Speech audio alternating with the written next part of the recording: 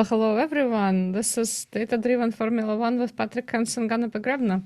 Hi, Patrick. Hello, Ghana. Hello, Ghana. Hello, everyone. Yeah, it's been a long delay, and it's my fault because I was completely submerged in work. So many thanks for Patrick's patience with this, with Yeah, me, and with my working schedule. no Um, problem. Yeah, so I just want to also remind everyone that this was meant to be a podcast. So what we're doing is we're kind of talking about the topic. But if you're watching us on YouTube or Spotify, we also demonstrate quite a lot of things with images.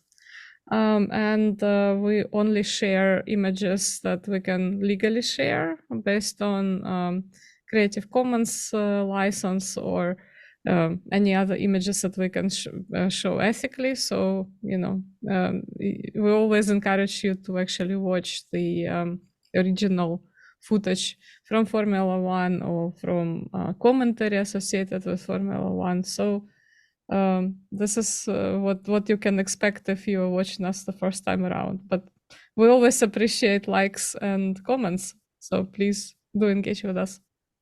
Yeah, and today's topic is Gran Turismo, the movie, which we had a little bit more than 1 month ago here at the theaters, and also as it's based on a true story and based on a computer game, we will speak a little bit about both. You, of course, this time also invited to see it on your streaming service platform. And of course, if you have a PlayStation, you will know because it's practically one of the must games for the PlayStation, and it's a game only available for PlayStation as it was developed by a Sony daughter company. Yep. Yeah, and I just also want to say that this video does not include any paid components, so this is only our own opinions. So we're not Exactly. paid by the movie creators or by the game creators, so you can expect that we'll just talk about our own impressions from both the movie and the game. And I Yes. guess its significance, there are some ethical issues around it that we will discuss as well. Yeah. Exactly. So let's Let's start. continue. Yep. Mm-hmm. And first, let's speak a little bit about the game Gran Turismo, which I have tested for you. Not kidding, I had it already before. As I said, it's one of the must games for the PlayStation. It was developed by a company, it's called Polyphony Digital, a Japanese designer studio, which belongs to Sony. I'm not sure if they belong to them since the beginning or had been acquired by them. It includes a high number of licensed cars from practically each car manufacturer. I don't know how many, but it's a big list. There have been sold 90 million units of this game since it debuted in 1997. So you see, this game is on the market now for 26 years. And as I said, it's one of the top selling franchise for the PlayStation. And you may even say it's one of the reasons why you buy the PlayStation. Mm-hmm. Latest version have been published in 2022 for the for the latest PlayStation, which is 5, if I'm correct. And it's continuously developed. There are add-ons, additional cars, and also they work together with different manufacturers. For example, if you have the game, you are aware that there are some prototypes, for example, by Mercedes-Benz, which Mercedes-Benz exclusively designed for the PlayStation, meaning they are only existing in this cyberspace. There's no real Mercedes prototype like this, and same is also valid for, I think, for Chrysler and other manufacturers. Besides this, they're working together with the Japanese Super Formula Championship. And this is, I think, also relevant for the movie. And we will come back to this a little bit later. Yes, that's right. And well, I guess it's I guess it's interesting. It would be interesting to do some kind of research into it and analysis how many racing games actually exist for the Yep.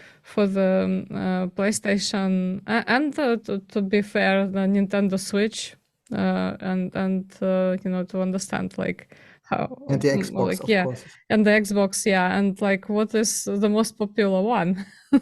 Yeah, and I mean, we would speak here about long history as the first game related Formula One. You may say has been Pit Stop from 1979 by Atari. Yeah, and we have a special right on this when we were speaking about e-racing. So we do have a special that we've done a while ago. But yeah, like in the description for this video, we'll put a link to it as well, so you can have a look at that. And there, Patrick even did a demo video, so you can actually look at how you play the game and all that. But I'm sure that there are many. There should be many videos on YouTube when people play this game, right? Mm-hmm. Exactly. And just as a disclaimer, this episode, yes, we speak about Pit Stop as maybe the first one, but it's not speaking about all the thousands or hundreds at least of Formula One games, as there must be really a lot, and you find them on YouTube. Some you may also find on what's called the web archive, where you can download free games which have not copyrights anymore, which you can play in the browser. So there's really a long history of racing games, including Formula One. Yeah. So I guess this is something we can look into as well, just to look at like what is the most popular game. Yeah, and I mean, normally we are Formula One podcast. Today is a little bit a special case, as Gran Turismo has no focus on Formula One. I mean, there's a separate Formula One game every year, a new one, but there is at least one Formula One car available, because at least the version number 5 has been created together with the Ayrton Senna charity organization. So it includes some video about Senna's history, and you are able to buy some of his cars, at least if you have the money, because also inside this game, money is the big problem. You see on the left, for example, the go-kart. This is quite easy to acquire. Also, as an average player, 100,000 credits. It's reachable without problems, but 1 million is already a little bit bigger problem. So you have to be a little bit more an dedicated gamer. And to be honest, for buying something for $3 million, you really have to be a very experienced gamer, especially as you cannot use this Formula One car that much in Gran Turismo, because the various races and challenges, they ask you to use special kind of cars, so you have limitation on power. Sometimes you only allow Japanese cars, sometimes European cars, whatever. So you cannot use a Formula One car that much in the game, really. Some of the free races, you can have fun with it, but it's not really giving you a big advantage for the gameplay itself. But at least, yes, there's one Formula One car inside, and I'm not sure if there's also one of the Ferrari ones inside. Mm-hmm. But I guess that's not too surprising, because obviously Ayrton Senna is a very popular figure. Yes. And also, you know, obviously the Ferrari team. There are many fans who would want to Yeah. probably get a car, and it just depends on how they're monetizing it. I mean, I'll be honest, I haven't played the game, so don't really know how it's monetized. But I guess you probably can also use cash to buy things in it, right? So like, Yes, yeah. it's not that extreme as other games, which also Mm-hmm. have been in the past highly criticized because you practically cannot play them without buying Mm-hmm. add-ons. So it's quite limited in Gran Turismo. So normally you buy the game and then you Mm-hmm. can advance based on your skills. So it's not that you can have to Mm-hmm. buy a super engine, which at one point you need with cash. So it's not highly monetized, but let's say there are sometimes updates with additional cars, which are for the fan. But I mean, you don't need special cars to advance. So it's not highly monetized. Yeah, but still, right, the engagement that also is quite precious to many Yeah. developers. So if you, I Yes. guess this one is like the longer you engage, the better off you are. Yeah. And yeah, that also is a monetization engine for the Yeah. developers usually. Yeah, yeah. Yeah, I mean, it's more the other way around. It's a great platform from marketing. So that's the reason why, for example, Mercedes-Benz are Mm. presenting their prototype on this platform. Yeah. So again, there are a lot of cars, including racing cars. Just as an example, the Alfa 155 touring car, which have been driven by various Formula One drivers back in the 90s, including Alessandro Nannini, Christian Danna, Gabriele Tacchini, Giancarlo Fisichella, Giorgio Francia, Michael Bartels, Michele Alboreto, Nicola Larini, who won the championship 93, and Stefano Molina. Some of these names we already mentioned in our normal podcast, as we are now in the middle of the 80s. Some we will mention in the next episode. So just include this relation. Also, a short video, myself driving the Lotus Esprit V8. Yep. So this is the graphics from the version number 5, which is not the latest, which looks a little bit better as it's for the new PlayStation. But I mean, I don't see that extreme the differences. So here you have the cockpit view. I mean, from a gaming perspective, I find it more difficult to use this from the inside, but would you prefer the classical one where you see the car from behind Yeah, because you have yeah, a much better view. But yeah. of I course, just this looks more better for the video. Yeah, that's right. I just sort of, well, not just, but not too long ago, came back from the holiday, and I was in Auckland where we went to like a VR, like a big like VR studio, and yeah, there were quite a lot of racing. I think out of maybe 10 different activities that you could do, maybe over half of them were racing related. Mm. And you know the experience, of course, like when you can do it in VR or kind of metaverse type of Yeah. experience is really interesting.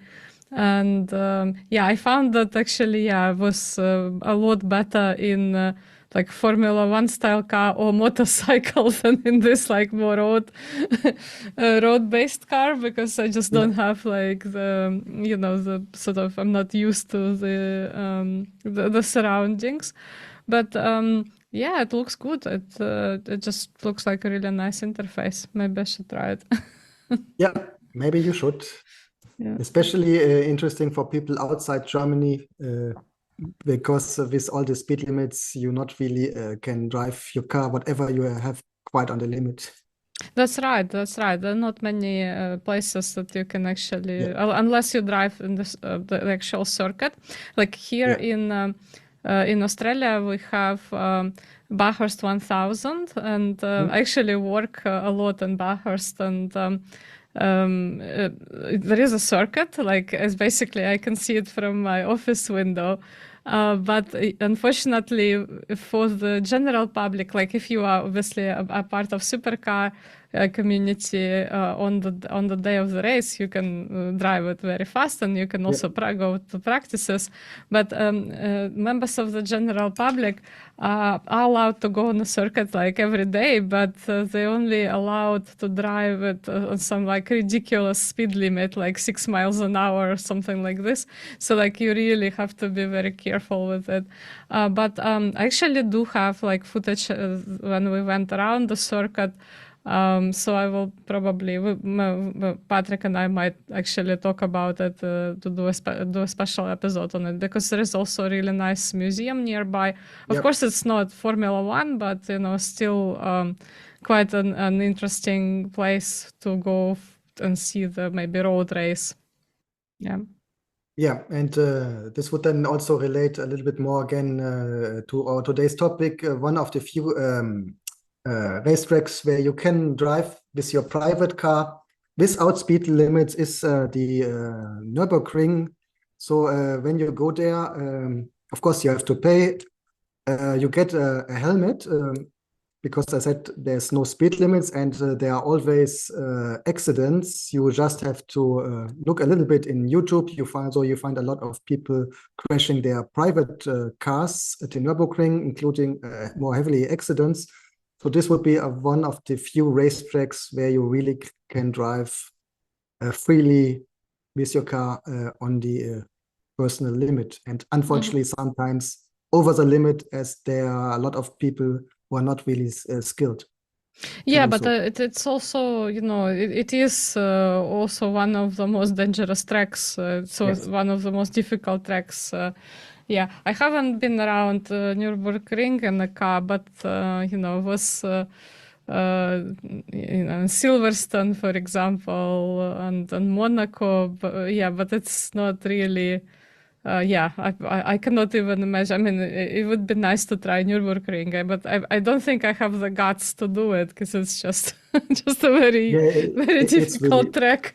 Yeah, it is from my experience, yes, and some of the more tragic points, and which we will discuss today, is the Nürburgring accident.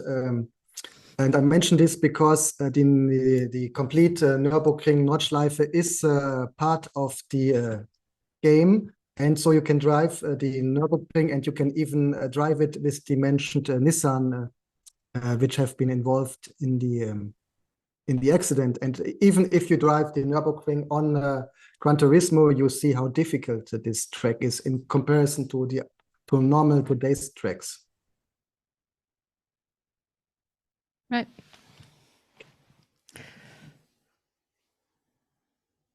Yeah. So the movie. Well, I saw the movie. Actually, I quite like it. I don't really know what the ratings are. They're quite good. I just checked it. They are 7.1 from 10, which is quite out normal. of 10 Sorry, quite good. Sorry. Let me do my online. Sorry, 7.2 on the movie database. On IMDb. Yeah. Yeah, so Yes. yeah, so it was a nice film. Kind of reminded me some of the films in the 90s and 2000s about racing, but yeah, I mean, was very good. And yeah, obviously, I mean, I guess the presence of Orlando Bloom is probably the good the good attraction. But yeah, the other two And actors, sorry, Archie. and maybe also David Harbour, which is very well known as he stars in Stranger Things. Yeah, He's that's the what I'm sheriff. saying. But the other two actors, Archie McDowee and David Harbour, are also very good in this film. Yeah, and it's one of those sort of Cinderella stories almost, right? So when you have someone from completely unexpected background entering the sport, but it's cool that it's based on a true story. Right, And only to mention, as you may hear on media, cinemas are still quite in a crisis if we forget Barbie and Oppenheimer. So a lot of big franchise are struggling, and this was a little bit surprising hit, a small budget of 60 million US dollar. And this led up to today to here in the US only to office results of 43.7 million US dollar, and on a global level 107.6 million US dollar. So it was quite a success and a little bit surprising, maybe related to big other movies we had this year. So it did very well. Yeah, it did very well, but I mean, obviously, I mean, you want to kind of get a complete return in the US, so in that sense, it's still kind of underperforming. But what I want to say is that that's not surprising, because the market for racing in the US is quite slim compared to Europe. I think it's a European thing, because from personal experience, I lived in New York for many years, and it's very difficult to find, for example, a place, in New York City where you can watch a Formula One race. So if we're talking about popular kind of sports bars, it is a challenge. Like, you can definitely find a ball game, like a basketball game, or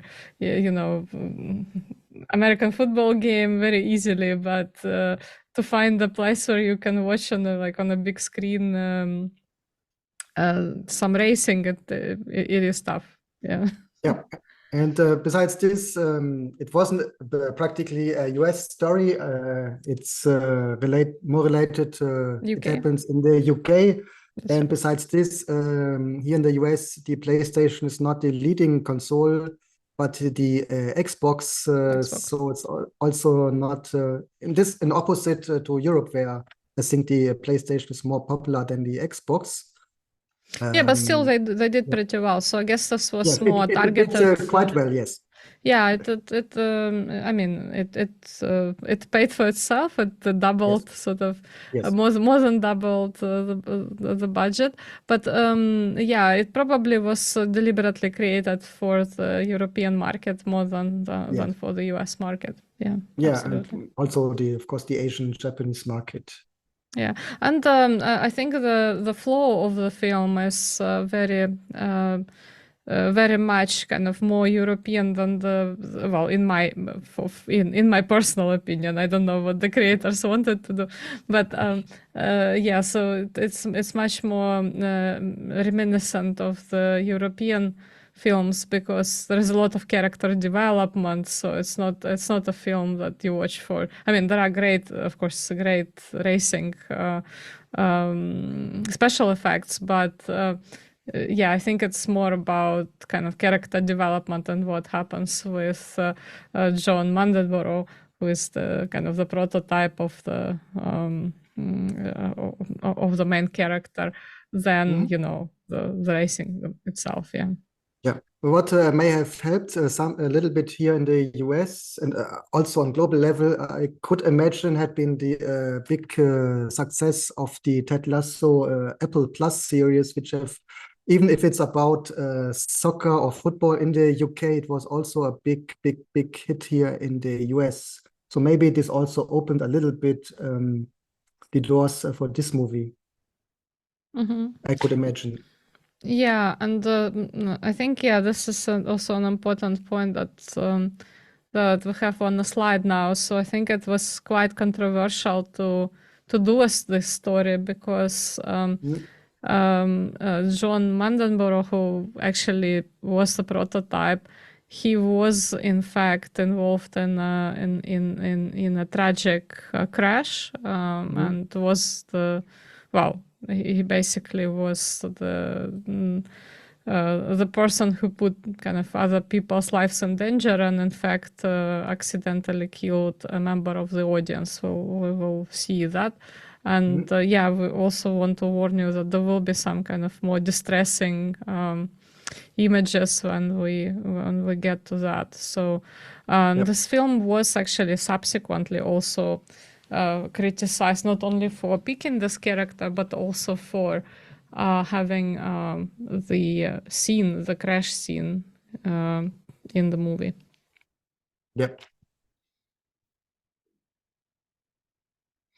Yeah, and this is John Mardenborough. Yeah. Yeah, very young guy and very sort of really very passionate about e-racing, right? In the first place, who indeed was very successful in actual real three-dimensional racing.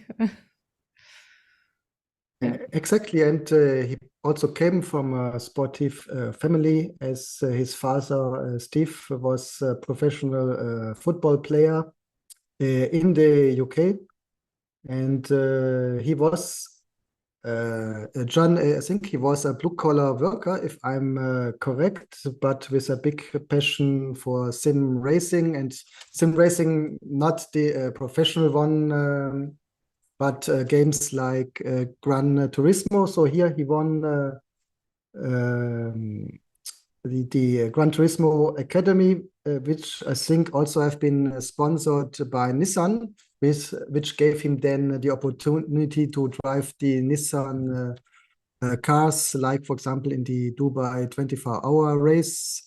And later he entered Formula 3, GP3, GP2 series. He even participated at the 24 hours at Le Mans and the FIA World Endurance Championship. And then he continued his way not into Formula 2, Formula 1, but practically the various races in Japan as the Super GT and the Super Formula 1 series, as I've mentioned. And I think here also the cooperation with Sony for this game has helped him open the doors.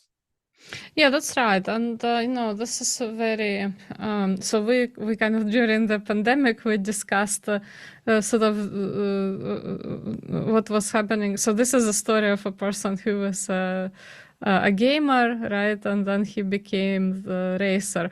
With Patrick, we previously discussed in the previous special episode that we will give you the link to under this video. What happened when the story was kind of the other way around, when professional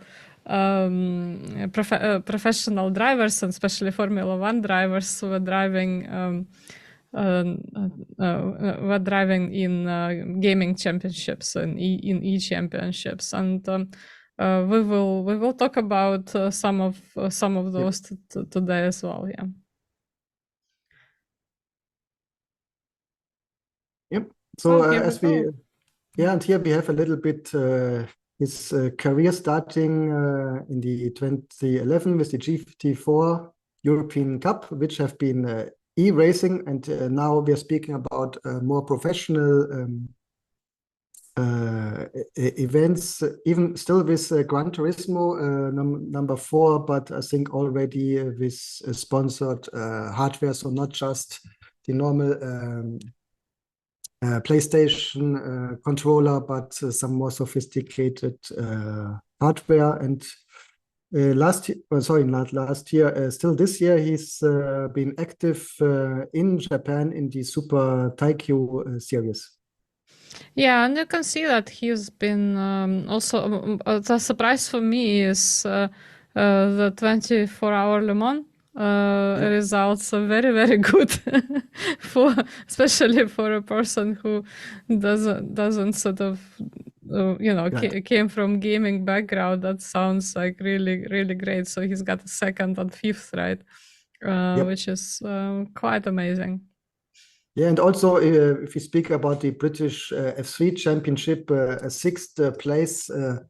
Okay, it's not the best of the best, but it's a very competitive series. So sixth place is quite good, especially if you not started classically with the kart, but started practically with the PlayStation.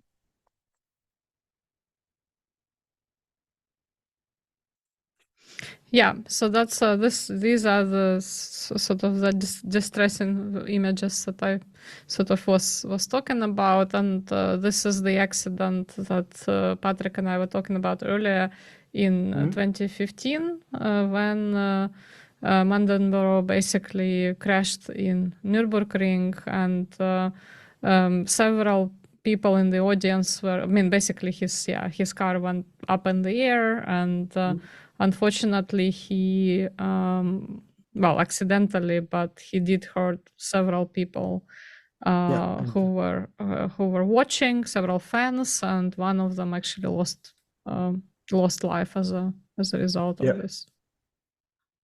yeah. And you mentioned that the critics have been also related how the movie showed this scene. Yeah, So maybe you can yeah. describe as you saw it. Yeah, it's just was very graphic, so I guess this was the most kind of controversial part about Mardenborough's biography, and his biography as a driver. And yeah, in the film it's portrayed quite graphically, and I mean, obviously that adds the sort of the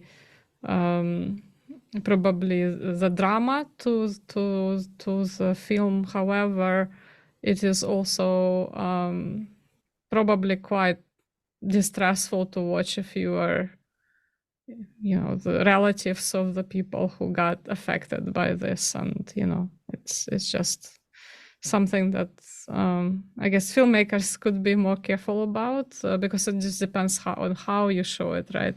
And sometimes you don't have to show the accident itself. You can just sort of show the events around it and maybe some character development. And, you know, was John Mardenborough the same person before and after? I think that's the important part to show, but probably not the, you know, the accident itself. Yeah, but of course, a important part of the biography, and maybe something you would not automatically have expected from a movie if you just saw the first trailers. As let's say, if you saw it maybe the first time the trailer, you may be thinking it's some fun movie like Fast and Furious, but it also included this more serious topic of his life. Yeah, that's right. And you know, speaking about the event itself rather than the movie, I'm actually quite surprised that he kind of walked from it. Mm. You know, it looked very serious, and even in these images, it looks very serious. But Yes. yeah, I mean, it's amazing that he just walked from it. Yeah. Which also, I guess, speaks a lot about the safety measures in Nürburgring and the Of safety the measures car. for the drivers that have evolved significantly. Okay, and then, as I said, he continued his career in Japan, and I'm sure this also in connection with Sony and Nissan. So he participated at the Japanese Super Formula One Championship, which is quite interesting concept, as you may say, a little bit shortened. It's a kind of local Formula One series. Uh, uh, of course, not at the high limits as Formula One, but on the other hand, with a big focus on sustainability, which may be related to Japanese culture. So they use chassis constructed by the Italian company Dallara, the SF23. So not to mix up with the Ferrari 2F23, which we see this year in Formula One. And interesting is this also relates then again to our other episode that this chassis is also used here in the US for the Indianapolis Autonomous Driving League, where they used this Dallara and equipped it with an algorithm where different universities from all over the world participate to have the most fast autonomous Dallara. So as I said, they have a big focus to decrease carbon dioxide emissions, for example, by 75%. They try to have special tires which are carbon neutral. So they have really a big focus to see how we can make car racing more sustainable.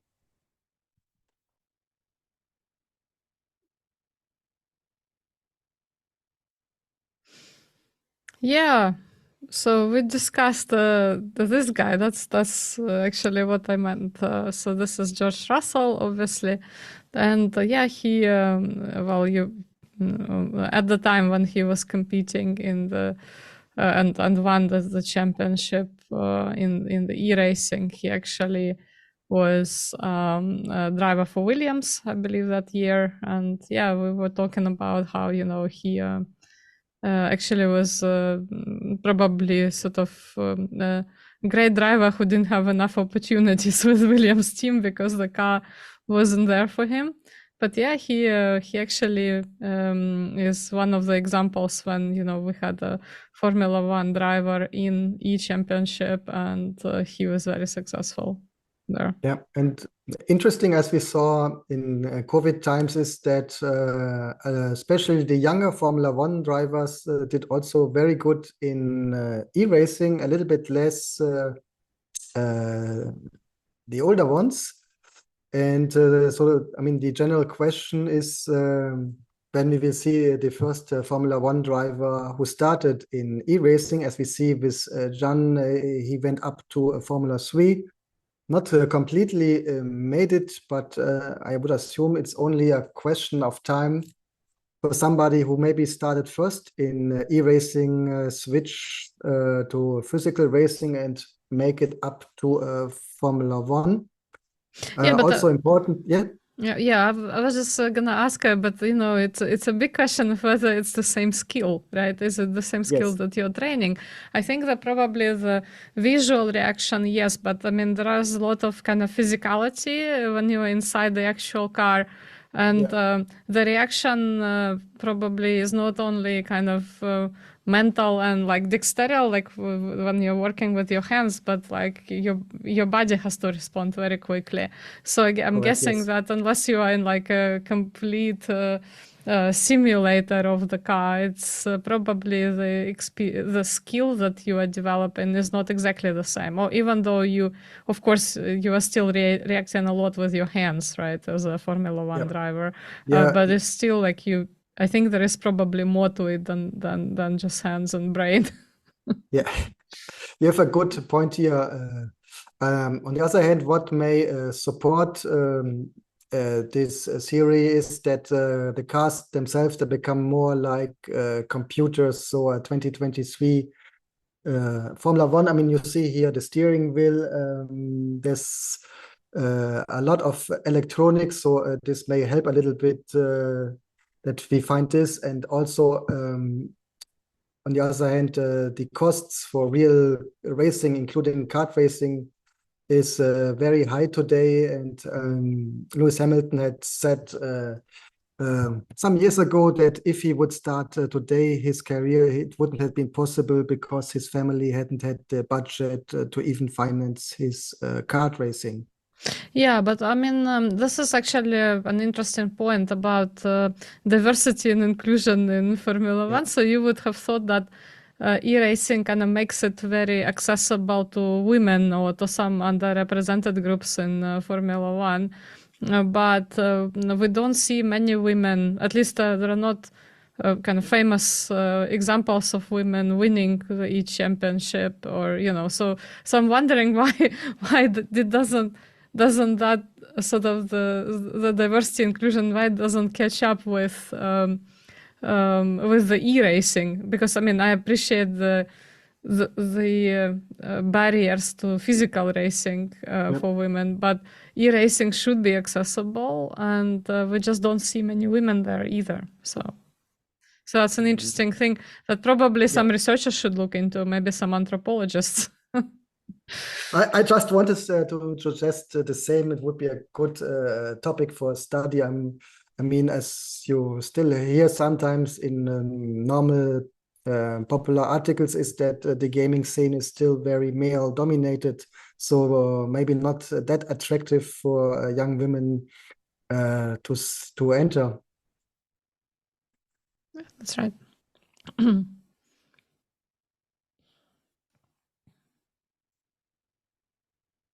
So speaking about Formula One, we have official Formula One esports series started 2017, and we have it since then every year. And I think since 2018, each of our Formula One teams has or even have to have an esports team.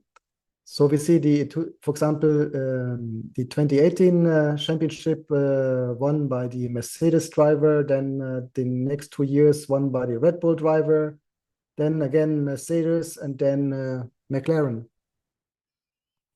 Yeah. And also here we have, of course, some dominating drivers. As in the beginning, it was Brandon Lee with 2 championships.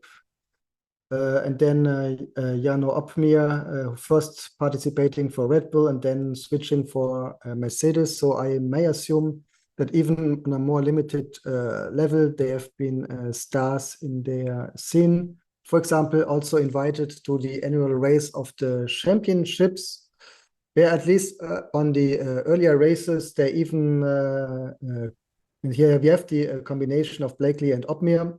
They could win against Bottas and Häkkinen, and then only in the next round they have been eliminated by Sebastian Vettel and Mick Schumacher. Right. Yeah. So yeah, I mean, as you discussed, as there's more to racing and especially related the physical part. So I think this would confirm what you're saying. So they are near to people who classically started with kart or other series, but it's not a big gap. Yeah, I'm just again wondering why we don't see more diversity, despite there are so many tools that are accessible to women, for example. Let's just concentrate on one underrepresented group, and yet we don't have a significant uptake, which hopefully will change with time. Yeah, exact. So again, here we have the champion, Jarno Opmeer, who's a Dutch esports driver, born 22. And he, for example, he started quite conventionally. So he started in Formula 4 and then Formula Renault, and then switched to esports series. Honestly, I don't know why. I could imagine mainly for financial reasons, as it's quite difficult to finance a whole year. Yes. Yeah. I think it's mostly like, probably some more opportunities with sponsors and advertising and all that. So yeah. Or also maybe getting the idea for yourself that you're better virtually than physically, or that you, based on talent, would not make it to Formula One. So maybe better search for your possibilities in esports. There could be various reasons. Yeah, but I mean, it's tough to find sponsorships. It's a very involved. Formula One is a very involved sport, so you really need to be like 100% dedicated or have unlimited resources. So it's. I think, well, it's a good alternative anyway. Yeah. And with this, we are coming back a little bit to the beginning and speak about the game itself and its underlying AI. And here we see something which, where we see, I think we have quite a history of humans losing against the machine. Maybe started with Kasparov losing against Big Blue in chess. Then next was, I think, losing against Go. And then it switched a little bit from the board games to early computer games like Miss Pac-Man. Or, I mean, the only difference had been Montezuma's Revenge, where it was a little bit more difficult for the algorithm to beat the human. And but after this, also the AI adapted. So practically in all the old school games, independent if it's Mrs. Pac-Man, Mr. Pac-Man, or Montezuma's Revenge, we don't have a chance against the AI. Quite a fun fact for you. Speaking about Montezuma's Revenge, still today in modern Mexico, we have a lot of family members of the late Aztec emperor, and they're still named Montezuma as family name. So just as completely unrelated fun fact. Yeah, I just want to ask you, Patrick, I think we need to clarify what GT Sophie is. I think not many people, well, at least some people might not know what that is. Yeah, it's practically an algorithm developed by Sony to manage the cars, the AI opponents to with. Gran Turismo has the option for multiplayer games, so you're connected and you can drive against a bigger number of human players. Like it's quite standard today, but also you can use it as a classic game and drive against the computer opponent in the other cars. And here, Sony has been experimenting how to make these computer opponents more intelligent and faster. And this was what they called the GT Sophie. And I don't know exactly why Sophie. It's basically the algorithm that that drives, right, and you can drive against a bot, and that's it, and it's very, very successful in the game. But we also have to be mindful of the fact that because it is a computer game and it follows kind of the laws of the computer game, obviously the computer will be quite good at it, you would expect. But I'm just wondering if you put like a self-driving car on a circuit, then I guess the outcome would not be as cheerful as we see here. Yeah, but it was featured, right, in multiple publications, including Nature. I think we have a slide on that as well. Indeed, the algorithm is doing pretty well against people in this particular setting. Exactly, and they tested this quite logically against e-gamers, e-racers, and here we have finally a female one.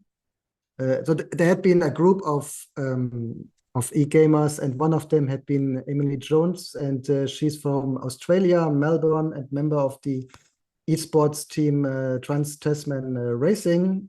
You can follow her on Instagram, but she's not publishing a lot. So it was quite difficult to find a photo on her account. And in the beginning, the e-gamers still won against the cars by GT Sophie. And Sony analyzed this and found out that the problem was not the sheer velocity, because if the cars drove alone, they had been much faster than the e-gamers. But the problems had been in the competition when they drove against each other drivers. And here they had to adapt the algorithm, because they cannot have the 100% focus on just being as fast as possible, but sometimes maybe they had to brake a little bit earlier, be a bit more conservative, because like in Formula One, you don't win the race in the first curve.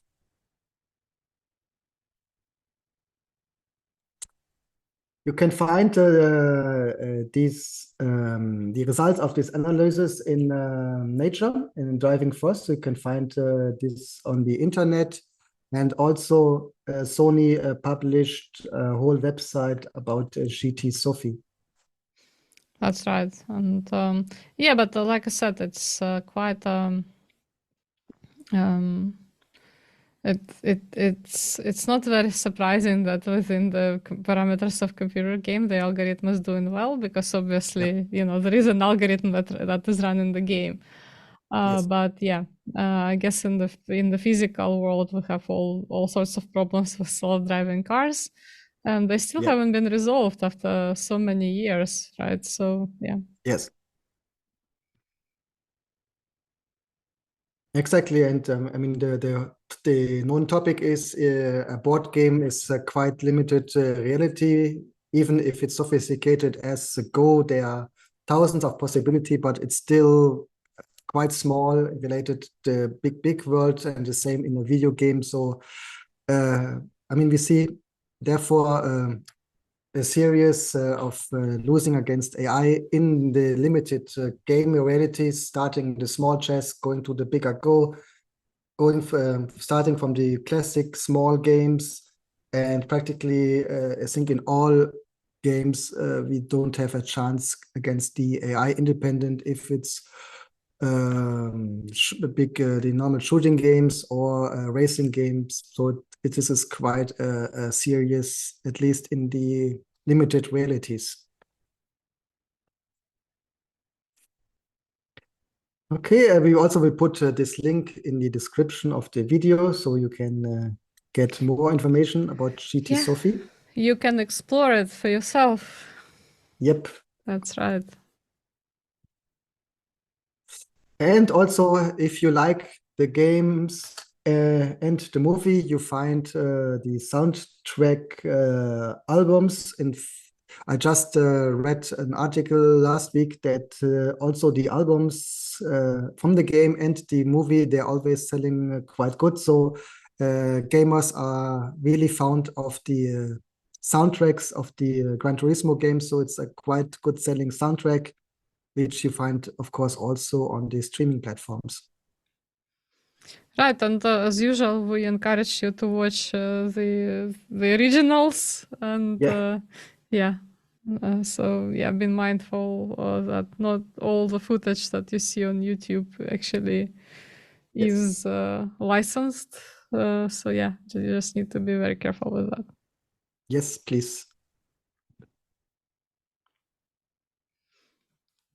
All right. So with that, Yep. thank you so much for watching. Of course, we're always open to your comments and suggestions. Equally, please do the usual things that people on YouTube do, like press on the bell and subscribe. So that definitely motivates me and Patrick to do more here on this channel. Yeah, our main channels are YouTube and Spotify, but thanks to Patrick, we also are on all sorts of platforms. And yeah, it was great to be here, and we'll see you next time. Yeah. See you next time. Bye bye. Bye.